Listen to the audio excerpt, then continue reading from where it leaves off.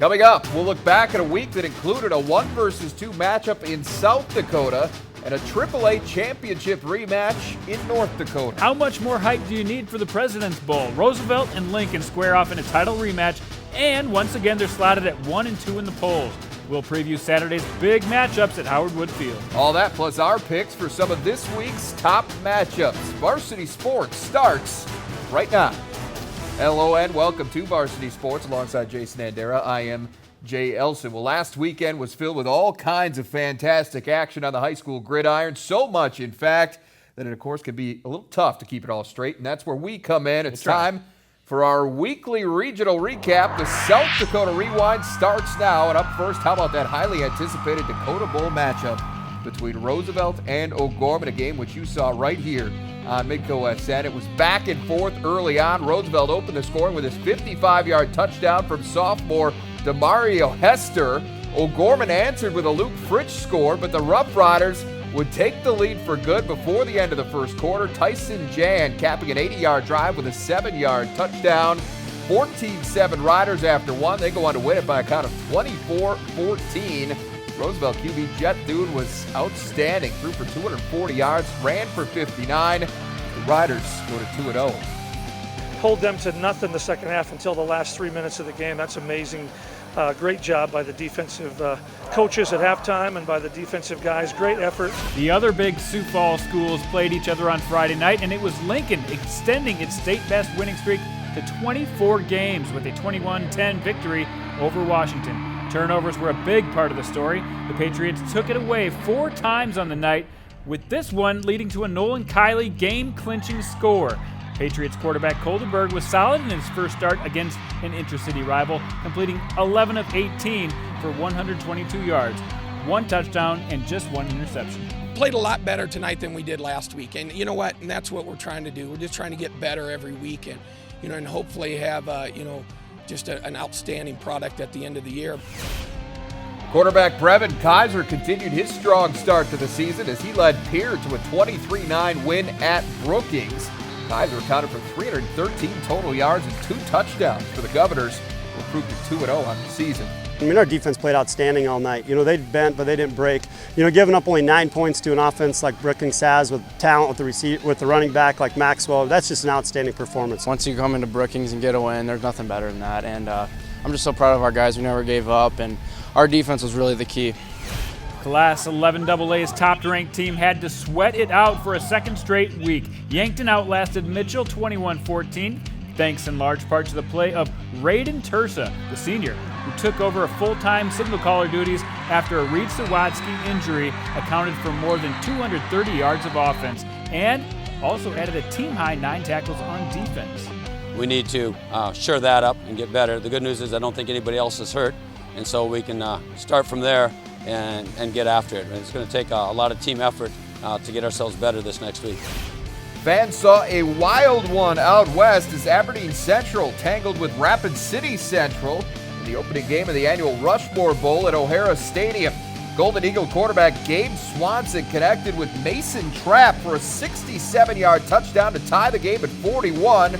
With 49.8 seconds remaining in regulations, the teams then traded scores in overtime before the Cobblers elected to go for the win, but Caleb Walton Blandon, who had racked up 176 yards rushing for the game, would be stopped short on the 2-point conversion attempt, and Aberdeen Central escapes with a thrilling 48-47 overtime win. Well, that was a good one. West Central set the tone early in its matchup with Canton. Senior Jonah Rechtenbaugh broke loose for a 47-yard touchdown on the Trojans' second play from scrimmage, and they never looked back. At one point in the first half, West Central had outgained Canton 197-11. They led 24-0 at the break and went on to an impressive 30-7 win over the Seahawks. We were really good the first half. Now the second half, it wasn't that we weren't as good, we just didn't finish stuff. And I felt like we left some scores out there, but we'll get that figured out. A couple of the top teams in Class 11A and 11B squared off in Rapid City on Saturday. St. Thomas More dominated everywhere but the scoreboard in the opening 24 minutes against Aberdeen Roncalli. But that part of the story changed after halftime. STM's Jake Anderud ripped off a 66-yard touchdown on the first play of the third quarter. and the rout was on. The blue-clad Cavaliers outscored the green-clad Cavaliers 18-0 in the second half, en route to a 31-12 victory. Woonsocket, Wessington Springs, Sanborn Central, that's a mouthful, but they started fast and they kept pouring it on against Hanson in the Sodak Bowl. The Blackhawks shot out to a 36-0 halftime lead, got the 42-0 win when Lightning ended the game early. It was Landon Oshner who led the way for the Blackhawks with 3 touchdowns. Two highly touted nine-man teams traded punches in the first half of their contest. Grant Johnson got loose for Alcester Hudson to start the scoring, but Chester's Jesse Kreutzfeldt to Levi DeVries connection got Chester right back in it. It was safety, though, that would eventually win the game for the Flyers. 15-14 the final. Chester area now 2-0. And the matchup between Scotland and Burke South Central was one of many momentum swings. It was Burke South Central who erased a 10-point fourth quarter deficit with a pair of Tyson Sear touchdowns. But Scotland got the last laugh as Tanner Iwan snuck one up the middle with just 46 seconds left in the game to get the 22-18 win. Nothing but heart. Took nothing but heart on that last drive. Our blockers were amazing. Our sideline was loud. It gave us that extra push to just finish. Our coaches coached us very well. They pushed us hard. It's just a group effort. Nothing but this team. I tell you what, I'm so proud of these guys. We've been working on them. This is my third year, and these guys have come together as a strong unit and to dig deep and just go to the end of the game, and I'm very proud of them. They did that today. In North Dakota, Minot and Fargo Davies crossed paths for the first time since last year's AAA title game. We'll give you the lowdown on their championship rematch next. Varsity Sports on Midco Sports Network is presented by Mitchell Technical Institute and Shields.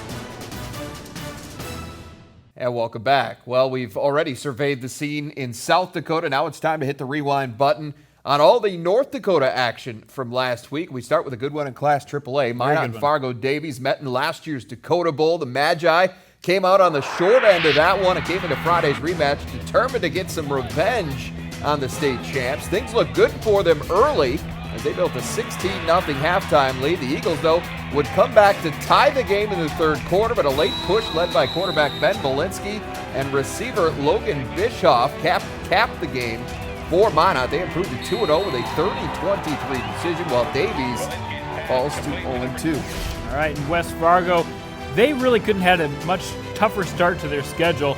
Last week they went to Minot, and this week they hosted Bismarck. West Fargo actually led 18-16 going into the final quarter, but the Packers made too many mistakes down the stretch. Braden Geyser got this scoop and score to help the Demons take the lead and eventually seal it for the win, 25-18. The Demons' main man, Jackson Ford, continued to run the ball well. He gained 120 yards on the ground. Well, you know, we won ugly. Won with special teams and defense. Offensively, we were bad, but a lot of they're a very good defensive team. I think some things is we've taken some things and learned from it. We're 2-0 heading into the conference, which means we're 0-0. We're all starting over. We got a lot of work to do. Certainly, we take this. Loved our kids' effort, and like I said, that's a very good football team that's going to be reckoned with for it's all said and done. Bismarck Century crossed paths with a tough Fargo school for a second straight week, and for the second straight week, the Pats came to play. Adam Geiger hit Zach Sweet for this 36-yard touchdown to help Century get up 14-0 on Fargo South, while the Bruins would close the gap. They could not complete the comeback. Century hangs on for the 14-10 victory. Logan Gross paced the Pats' attack with 123 yards and a touchdown on the ground. The Mandan Braves went on the road and put up an offensive show at Red River. Jake Carlson led the Braves up and down the field, firing 4 touchdown passes while racking up 215 yards. He added 83 more yards on the ground and 2 scores as the Braves roll over the Rough Riders 43-24. Wahpeton and St. Mary's went back and forth on Friday before the Saints' Jake Heinert ended the seesaw affair with 3 late touchdowns. St. Mary's extended its winning streak to 17 games with a 47-32 road victory. Heinert finished with 4 touchdowns on the night and 170 yards rushing. And Shiloh Christian, they may want to consider changing their nicknames from the Skyhawks to the Groundhawks. They put up 379 yards on the ground, with 4 players accounting for at least 50 yards in their 52-22 win over the new and improved NGS Imperials. That ground game will be put to the test again this week as Shiloh Christian gets to host another unbeaten team in Strasburg, Zeeland. All right, Jason, well, we take a look at some of these numbers, and there have been a lot of impressive ones, both in North Dakota and South Dakota, but a handful of guys, as you see right here, really stood out on Friday.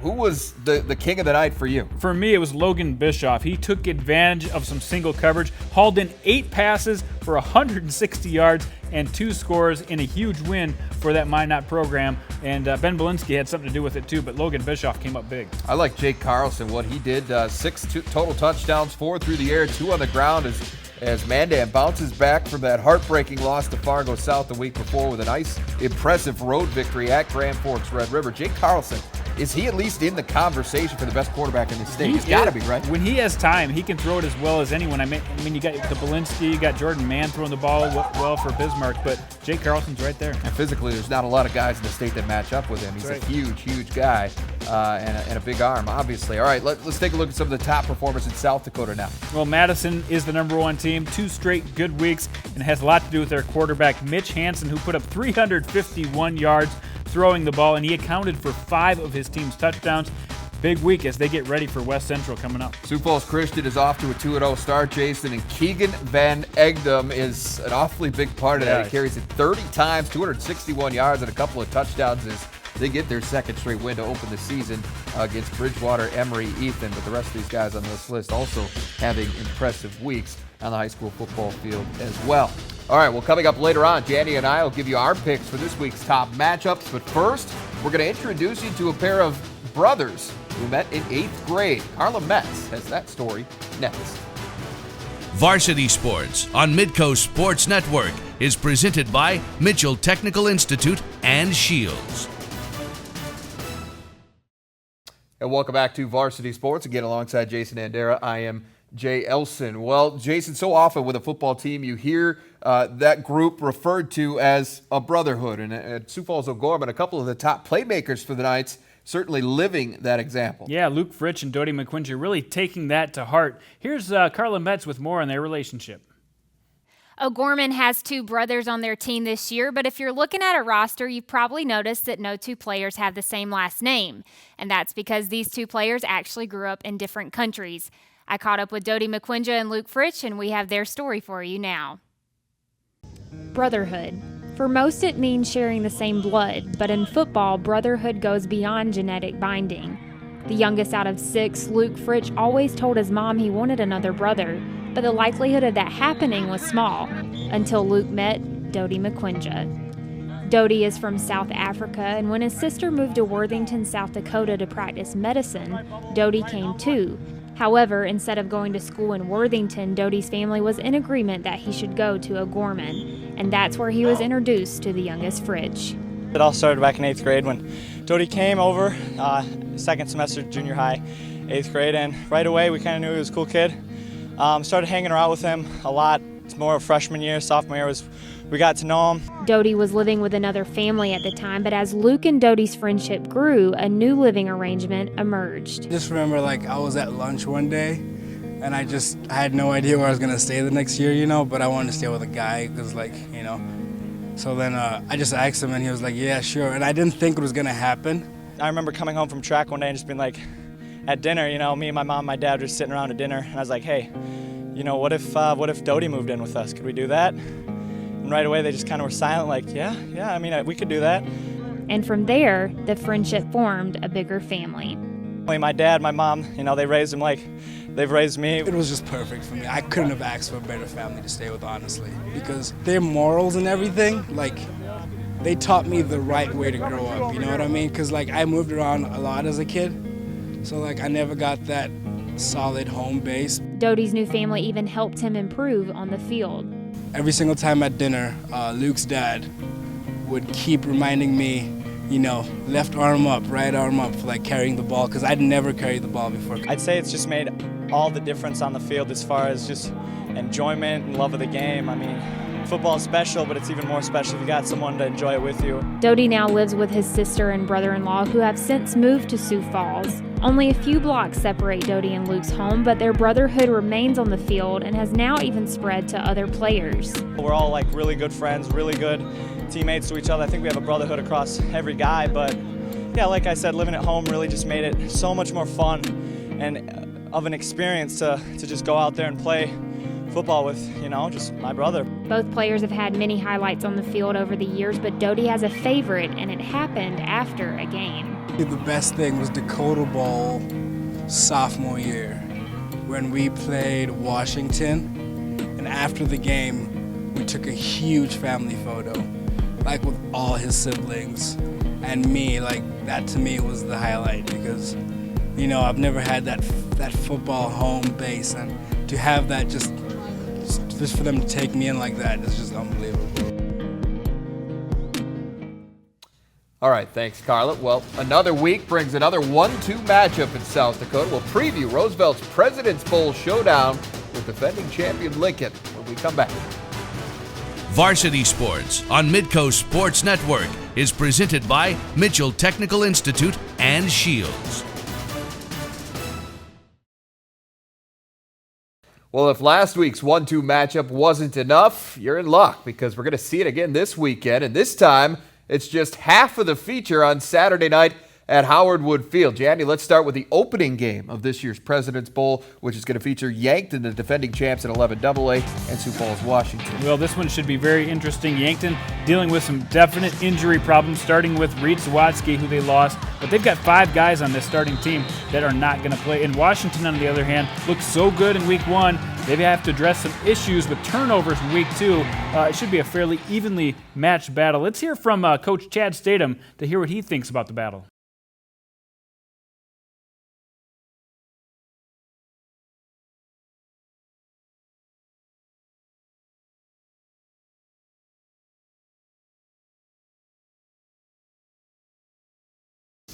All right, let's move to the nightcap now, Jason. Roosevelt and Lincoln played for the last 2 South Dakota Large School Championships, with Lincoln, of course, winning both of those matchups. But here they are again, ranked 1st and 2nd, respectively.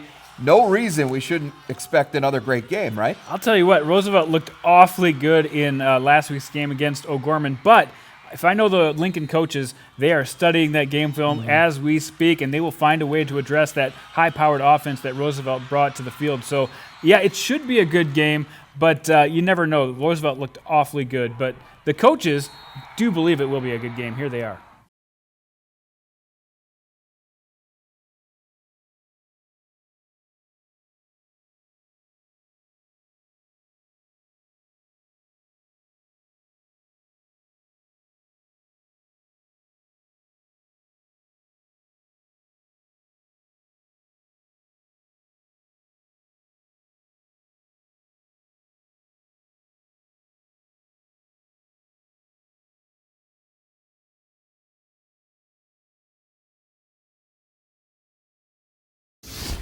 All right, as we've said, you can catch all the action from the 24th Annual President's Bowl right here on Midco Sports Network. Yankton and Washington kicking things off at 3:30, with Lincoln and Roosevelt to follow at 7. Jason will be with Alex Heinert in the booth for the 2nd straight week. We really should have 2 important games early on, and it's always fun to see how these teams build off these early season pressure cooker matchups. Absolutely. All right, well, those are certainly 2 of this week's top matchups, but there are plenty other great games on the schedule as well. Jandy and I are going to offer up our picks for a handful of those next.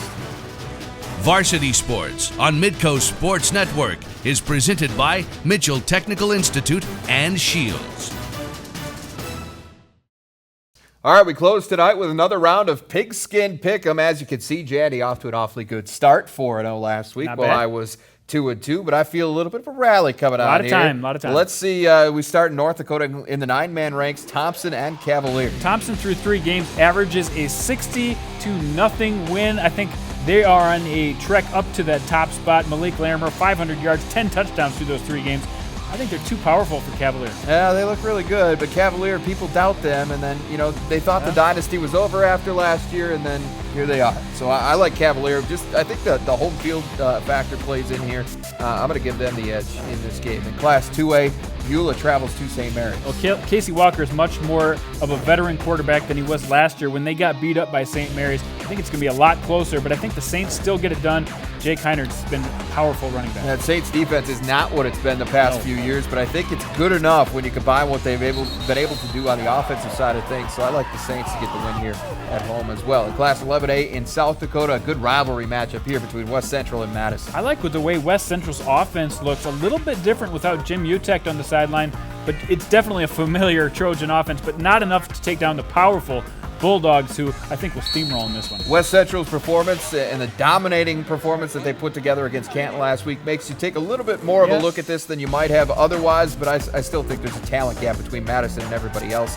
I like the Bulldogs to get the win at home and the fact that they've had the Trojans covered here of late. And finally, 11 AA, Harrisburg travels to Pierre. Well, Pierre's been my number one team since the preseason poll, or the preseason ranking, and they've done nothing to make me change my mind. Bevan Kaiser had a huge week last week. Give me the Govs. Yeah, Harrisburg a little shaky against Huron. They weren't overwhelmingly impressive against Mitchell in the first week of the season. Meanwhile, Pierre goes on the road and gets 2 tough wins, an overtimer at Watertown, and then, of course, last week at Brookings. I agree. I like the Govs to get the win. So I might not gain much ground, but I got a chance to pick up at least a game. But, of course, the wild card in all of this is the upset specials. Give me yours. I looked at Century last week. They played a heck of a game.